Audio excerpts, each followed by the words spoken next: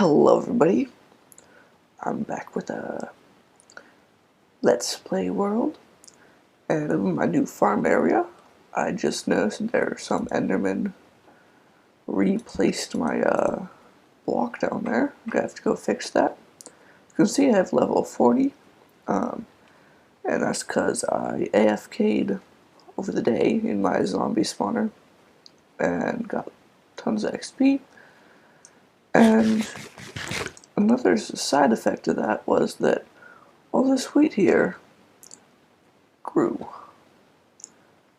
Isn't that beautiful? So I'm going to go on a wheat harvesting fest in a second here. I was doing some tests with trees, and I decided to not bother with trying to make this room bigger for trees. I just brainstormed some possible uses of the space. So this is just going to be a farming area. So we got here are reeds. These are, I believe, the most efficient space-wise for a 5x5 area. There's water hidden in the walls here, and there's only 5 blocks total. So there's 20 reeds in each of these. There's got 2 of those. Now these are pumpkins, and these are melons. So it's just kind of like an extension of what I have down there. I think I'm probably going to have to change this or else I'm going to go crazy. But as you can see,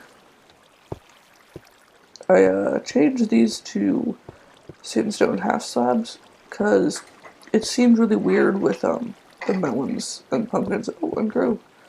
Here, having a full block step down, I think it looks good with a 1 block step down. Because you can tell it's farmland, like you can tell it's special, but it's not too far down, so not like in a hole. So, oh, this is beautiful.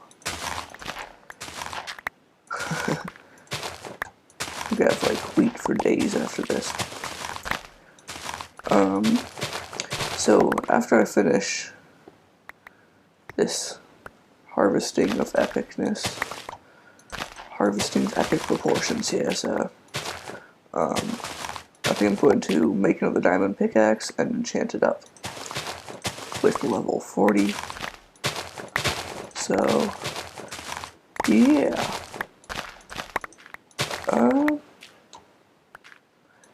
Yeah, I'm gonna put a cut here and be back when this is all harvested. So, I harvested that all, replanted it, got almost 1.5 stacks of wheat. Let's see, that's 64, that's 80, 90, oh, 89, sorry. So yeah, 89 wheat here, it's pretty good. None of these reeds have grown yet. I got another melon. And in my testing world, I've been experimenting with automatic reed harvesters, but they're kind of overly complicated for what they're worth. Yeah, I don't think it's worth it to make one. So let's see, I'm going to want to, I'm going to make a chest. I already have some chests here. No. I'm going to make a chest for seeds over there by the, what's it? Yeah, the what's it? No, you know the what's it, right? Over there by the new farm. So out of that I got 53 extra seeds. Yeah. I like this farm. It's very nice. The Adrian approves. So you got some room to expand there too. The cool thing about this now, with melons and pumpkins being able to grow on untilled soil, you don't really need to have a hoe at your farm now. You can kind of just go with it.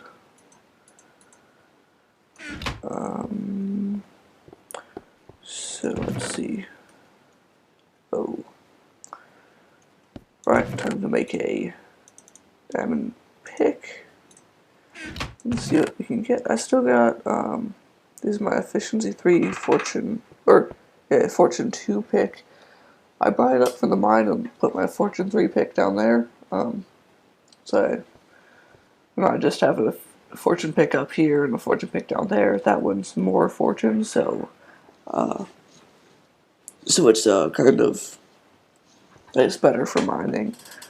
I still haven't started using this. I'm breaking 3, efficiency 3, or efficiency 4. That's a great pick. If I had like that pick with fortune on it, that would be like my favorite pick in the game. Oh, I gotta craft this. Because that's like, I don't know, it seems like diamond picks have really been nerfed or something. It seems like they don't last like as long as they used to back in my day.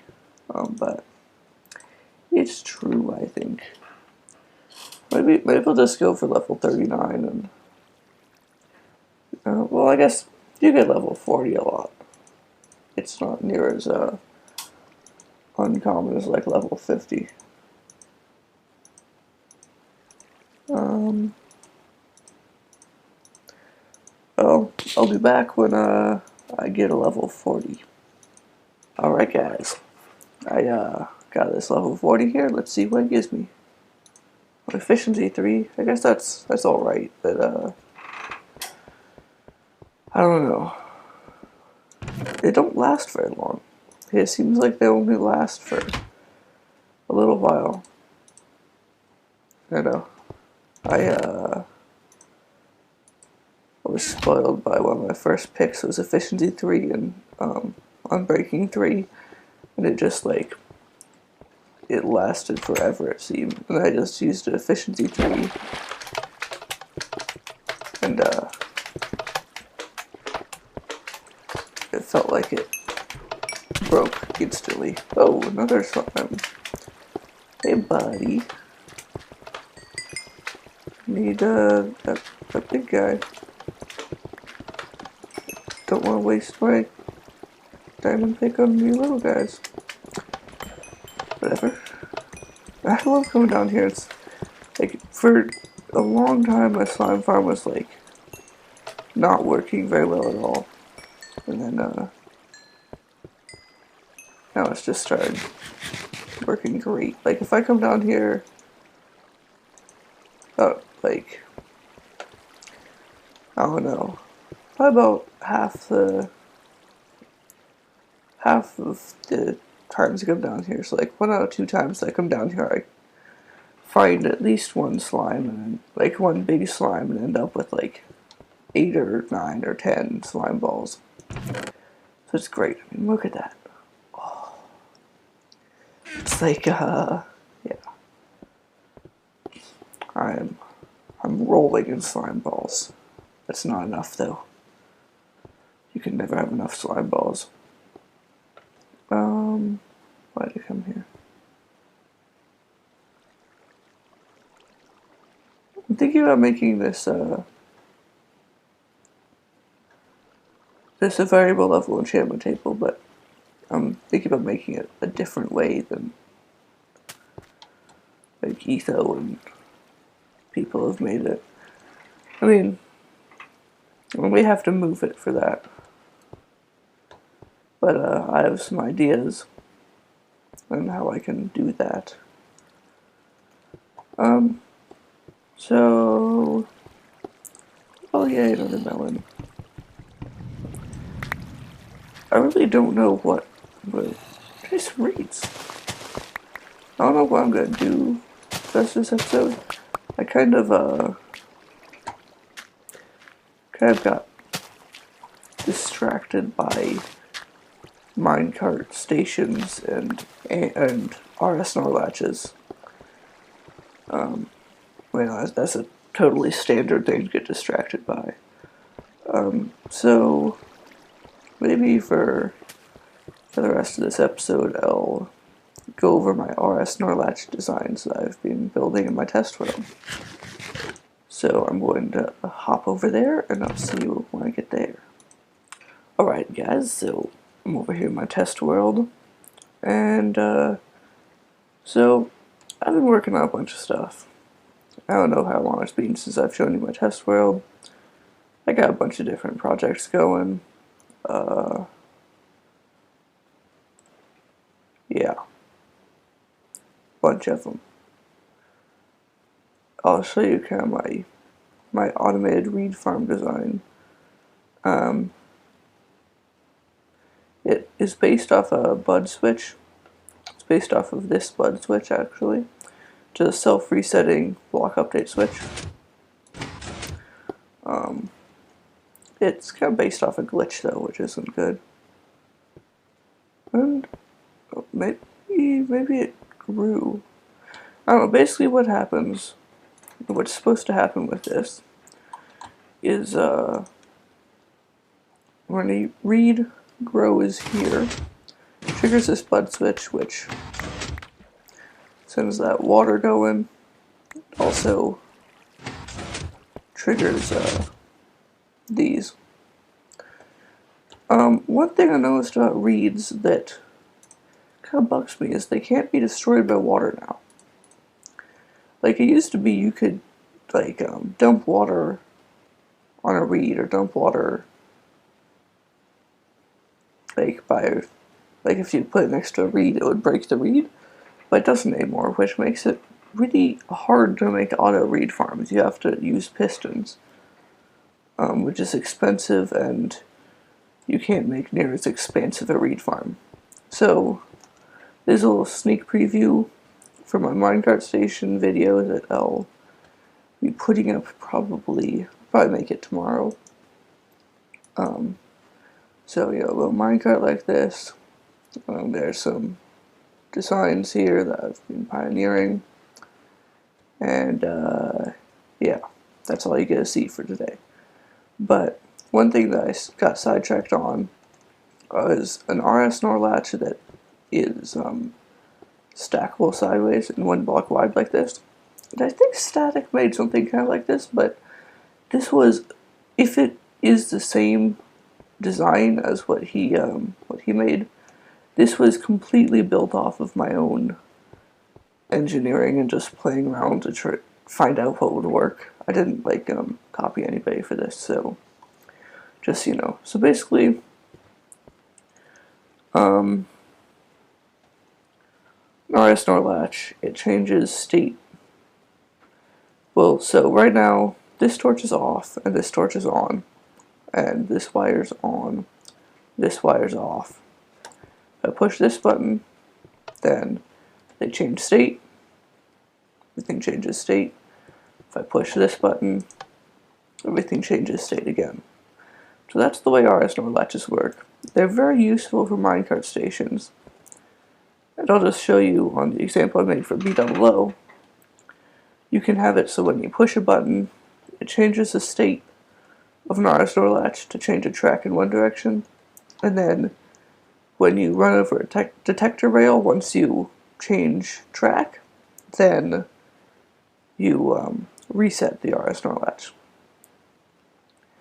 So this design uses the properties of repeaters, where they don't connect a wire aside, so that you can have a 1 block wide stackable RS NOR latch. You see, you always have a repeater where there's wire. The way this works is a repeater can draw power, pull power from a block. It can also push power into a block. So like here, it pulls it from this block, pushes it into that block.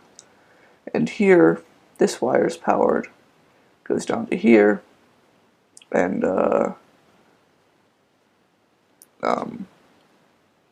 there may have been a slightly more efficient. But yeah, if this is whatever. I'll see if I'll experiment with that later. But so this torch powers this wire, and then this pulls the power out of that block, this repeater, and sends it back over to this torch. And then when I put a pulse in here, it sends a pulse into this torch, which turns it off, and then it goes all the way back around and turns on this torch. And before this torch can turn back on, so it stays off. And so that's how RS NOR latches work. And I just set up a little combination lock here. It's actually fairly simple wiring. Well, once you get the hang of what you're doing, it's quite simple wiring here. I mean, it probably looks like a scary mess, but this is exactly how large it is. Like the combination lock setup is right from here on over. And I just added that door in. But basically the way it works is, when the correct combination is entered, just those three, push the button, the door opens. But if any incorrect combination is put in, then the door won't open. And so the way I do this is with RS NOR latches. So the ones that are correct go down here into these torches. So when they're on, these torches turn off, and when all these torches are off, this line will unpower, I guess, which will power this torch, because it'll not be forced off anymore, which will turn on the door. And so the last piece of this AND gate, that's what it's called, is the button. And I like to have that so you can't just like put it in combinations. It looks a little bit harder. You have to press the button each time. And I made it so that it wouldn't open if there was if a wrong one was pushed. I took the signals from the wrong one and inverted it down here, so that when the wrong ones are off, so they're not pushed, these torches are off. But if they are pushed, I'll show you, then these torches are on, which powers this redstone line as well, so that torch can't go off. And you could probably make this a little bit more compact, but this is fairly compact for a combination lock, I think. And of course, using the same technique, it took me a little while to get the AND gate to work right, but you could extend this quite a ways this way, probably about 10 more blocks this way, or more. You could have a huge combination lock, and because it's RS NOR latches like this, it has a nice kind of graphical element to it, because these torches turn off. They're part of the RS NOR latch, but they also form a great graphical. It's not like a lever is pushed up and down. It's whether the torches are on or off, and you can adjust that with those buttons. Obviously, you could use levers and it'd be a whole lot easier, but this looks better. It's a lot cleaner. I mean, I think it looks better than just having a bunch of levers on a wall. So this Let's Play world is a little bit, it's raining, a little bit different than usual. Just show you this. It stemmed from a design in one of Doc M's latest world tours, where he was trying to make something where he pushed a button and it made the right stuff to craft him out. Come out with dispensers in the ceiling. But I kind of took that to the next level, although it's not quite working right. So for a sword, push the button, 2 diamonds and a stick fall out. I think I got a pick right. Maybe I hadn't hooked the pick up yet. The shovel's kind of buggy. Well, maybe. Well, maybe it's all kind of buggy then. Because apparently it's not working. Well, last. Oh, that's why nothing was working. I'm just trying to troubleshoot it. Obviously, I could make it a lot more compact once I figure out what's happening. Yeah, so with the shovel, for some reason it sends out 2 diamonds, and I really can't figure out why. I guess it's strange. That actually may help a little bit. But nope. Yeah, I just need to puzzle through it a little bit more. But yeah, I'm thinking it'd be really cool to have like a wall where you hit what you need to craft, just popped it out of the ceiling. I really like that idea. I don't know what this cactus was. I guess I was just testing out a little X-ray machine to see if you took damage if you did in survival mode. You don't.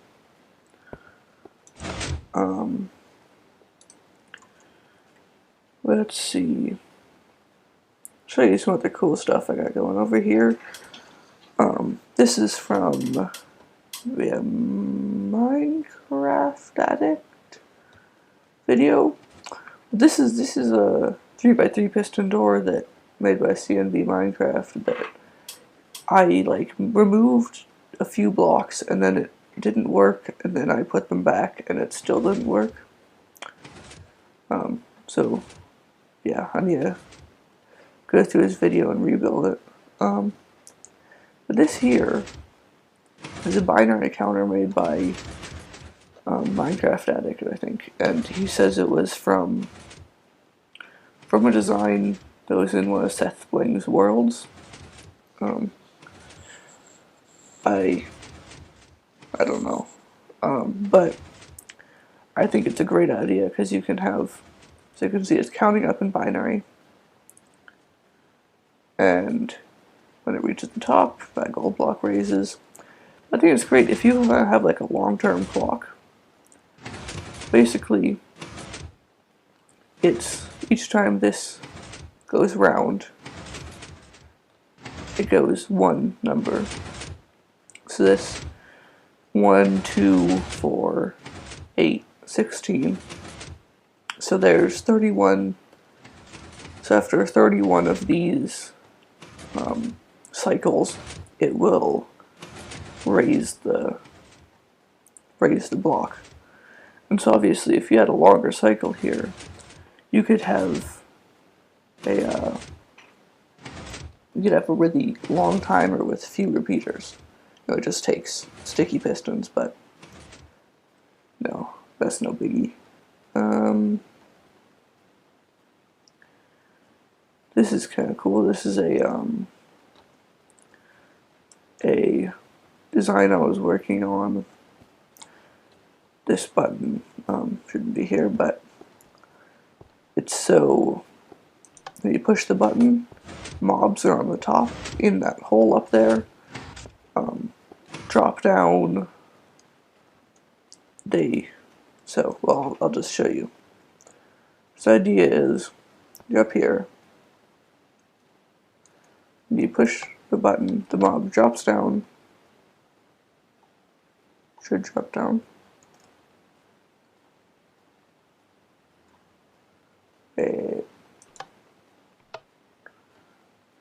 Oh, did I like destroy some of this wiring? That's weird. I wonder why I did that. Well, I'll rebuild this quick fast.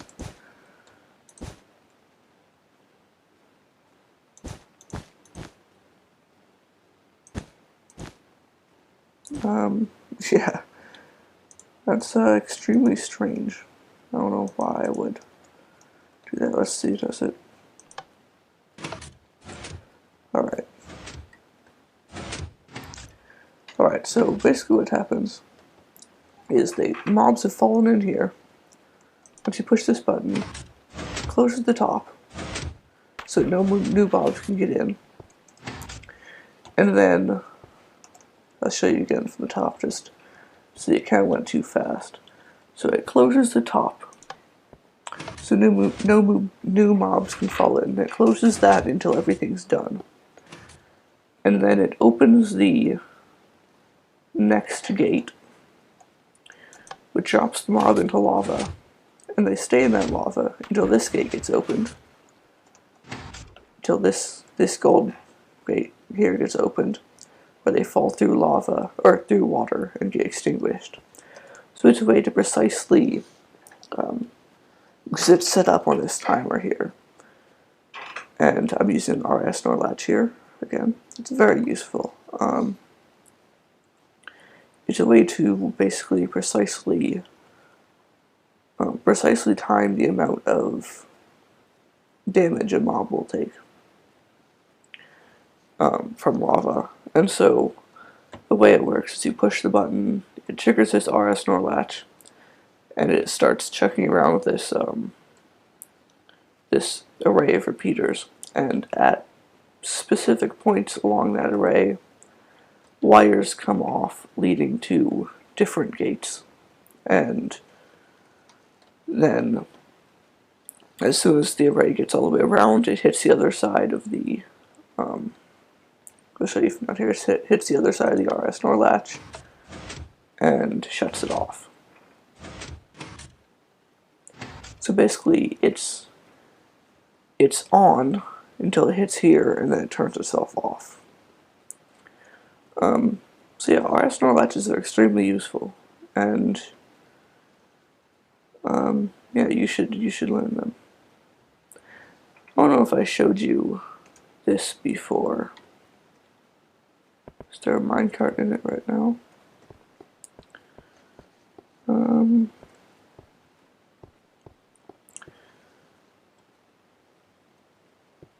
Switch that. Yeah, let's see, I need a minecart for this. So, basically what you got, you have a player detection system here that is mentioned in a Cespling video, where if a detector rail's on a slope like this, if there's a player in it, it'll turn, and if there's not, it'll go the other way. So the minecart's just cycling through. As soon as the player gets in, it goes the other way. Then here, there's a pressure plate and a fence post, where if there's a player touching the pressure plate, then this piston down here will extend. If there's not, then it will retract, and the minecart will come back up. Keep on turning. I don't know, this is... Admittedly, it's not the most useful. Well, I guess it's extremely useful if, for like a end of a line station, if you put this and had the return track go onto the inbound track, unless it's multiplayer, in which case it'd be extremely useful because you can have an exit, like a returning cart track and a cart with player in it track, so you don't get clogged up there. But if you put this to go back onto that track, then it would be pretty useful, I think. I kind of like having a cycling minecart here, though it is kind of a lag inducer. One problem with this is also the minecart. This detector rail player indicator is not super reliable. If it goes the other way, then no. It detects and it gets all screwed up. It's just really, yeah, it's kind of sketchy. But this system here works really well. You can like even stand in the minecart and